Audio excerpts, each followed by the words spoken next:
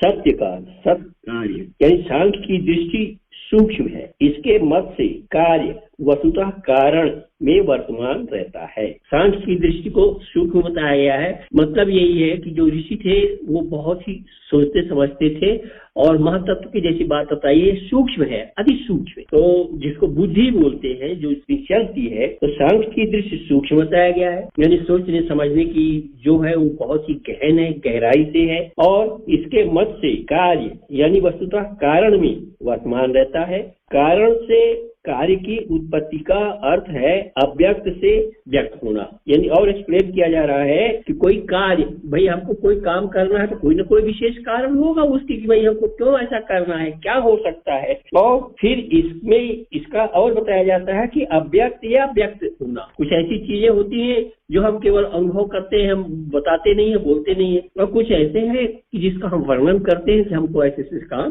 करना है। तो इसमें वही चीज समझाई जा रही है कि इसका उत्पत्ति का अर्थ है अव्यक्त से व्यक्त होना। यानी जिस चीज को हम अभी जानते नहीं है, कोई चीज है, कहाँ है, कैसी है, और फिर हम कहें कि हमको काम करना है, मतलब उस चीज को हम जाकर के आगे करेंगे तो बताएंगे, तब वो व्यक्त होगा। तो कार्य के नाश का अर्थ है व्यक्त से अव्यक्त होना। यहाँ नाश का मतलब ये नहीं कि वो खत्म हो गया, जो काम है उसको जाकर के हम जब करने लगेंगे तो पूर्ण होगा। पूर्ण जैसे हमारा शरीर आया है, आज हम इस संसार में जन्म लिए हुए हैं, तो हमारे को ईश्वर ने कुछ कार्य दिए हैं, और वही कार्य क्या है जो हम यहाँ करते हैं। और जब ये पूर्ण हो जाता है तो हमारा शरीर जो है पंच तत्व में मिल जाता है, विलीनीकरण मिला, वो खत्म नहीं होता है, इसके बाद फिर से दूसरा बनेगा। या उदाहरण अगर देखा जाए कि घड़ा है, मिट्टी में मतलब पानी वानी पिलाता है, पीते हैं हम सब कोई, फिर अगर टूट फूट गया तो फिर वो धीरे धीरे मिट्टी में मिल जाता है और मिट्टी से पुनः बनता है, तो उसको हम क्या कहेंगे, नाश नहीं कहेंगे। तो नाश का अर्थ है व्यक्त से अव्यक्त होना। सांख्य में न किसी की उत्पत्ति न किसी का नाश होता है। तो जो उदाहरण अभी हमने दिया, जैसे मिट्टी है तो इसकी कोई उत्पत्ति नहीं है और कोई इसका नाश भी नहीं है। अब कह सकते हैं लोग की उत्पत्ति कैसे नहीं, भाई ये संसार बना हुआ है तो कहीं न कहीं से तो आया ही होगा, तो वो तर्क की बात हो जाती। लेकिन हम ये मानते हैं कि ये धरती जो है, हमारा शरीर भी पंच तत्व से बना हुआ है और उसी में से एक तत्व है धरती, जिसमें मिट्टी कर दिया जाता है। तो यही है कि सांख्य में न किसी की उत्पत्ति न किसी का नाश होता है, केवल स्वरूप में परिवर्तन होता है। बहुत बड़ी चीज समझने वाली है कि घड़ा फूट गया है तो घड़ा जब टुकड़े टुकड़े हो जाएंगे, धीरे धीरे फिर से मिट्टी में मिल जाएगा, तो उसका स्वरूप घड़ा था, घड़े से मिट्टी बन गया, फिर मिट्टी से उसको जो चाहे मैं परिवर्तन कर दूं। तो वस्तु में तो यहाँ स्वरूप में परिवर्तन होता है, तो उसका रूप क्या है, बदल जाता है, वस्तु में नहीं। इसी को सत कार्यवाद कहते हैं। इसका सिद्धांत है नास्तो विद्यते भावो न भावो विद्यते सतः, अर्थात असत से सत नहीं होता और सत का अभाव नहीं होता। असत मतलब वही चीज है कि कोई चीज नष्ट नहीं हो रही है, जो चीज है उसका नाश नहीं होता।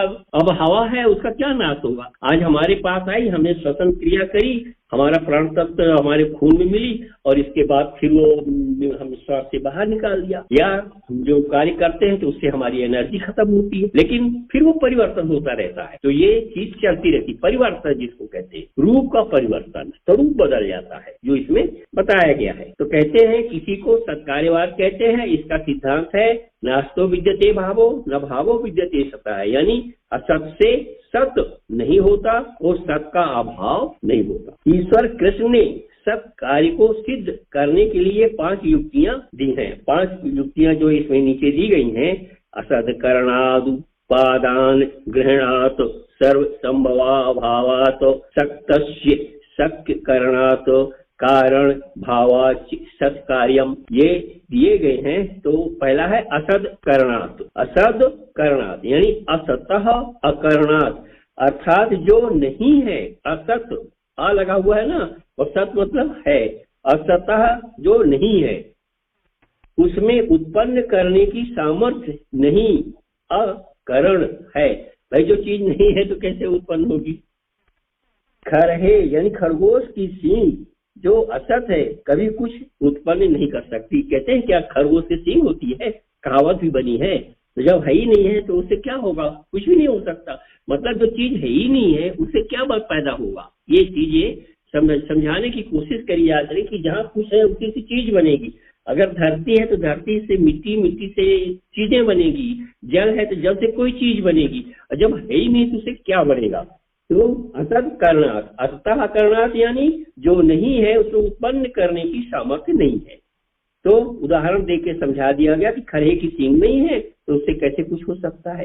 फिर बताया जाता है उपादान ग्रहणा, यानी किसी वस्तु को उत्पन्न करने के लिए किसी विशेष कारण यानी उपादान की ही खोज की जाती है।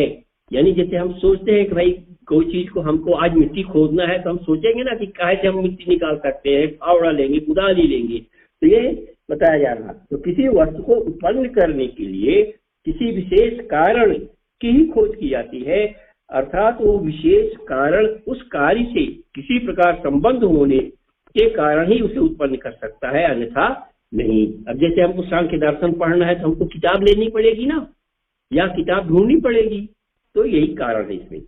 फिर तीसरा बताया गया है सर्व संभवाभावात्, यानी सभी वस्तुएं सभी कारणों से उत्पन्न नहीं होती, अतः कार्य कारण में सत अर्थात कारण व्यापार के पूर्व भी विद्यमान है। यानी बहुत सी चीजें ऐसी होती हैं कि जब हम करते चले जाते हैं तो पैदा हो जाती है। आप बिजली उजली देखो, वेल्डिंग वगैरह होती, चिंगारी पैदा होती है, घर्षण से चिंगारी पैदा होती है। जब हम चलते हैं तो कुछ चीजें रहती हैं, कुछ चीजें दिखाई नहीं देती हैं, अव्यक्त है। तो यहाँ यही समझाया जा रहा कि सभी वस्तुएं सभी कारणों से उत्पन्न नहीं होती, अतः कार्य कारण में सत अर्थात कारण व्यापार के पूर्व भी विद्यमान है। पानी से क्या है, आप वाष्पित करते हो, भाप बनती है, मगर दिखाई तो नहीं देती है। तो ये चीज है यहाँ पे।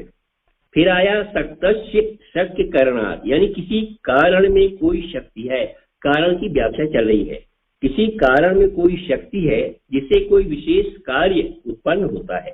कार्य कारण से संबंध रहने से उसकी उत्पत्ति होती है, और संबंध न रहने से उस कार्य की उत्पत्ति नहीं होती, अर्थात कार्य संपन्न होने के पूर्व कारण में विद्यमान है। आज हम सांख्य दर्शन पढ़ रहे हैं तो कोई ना कोई कारण होगा। क्या कारण हो सकता है? हमारा नॉलेज बढ़ेगा, हम जानेंगे कि संसार क्या है, कैसे उत्पत्ति हुई है, क्या चीजें हैं।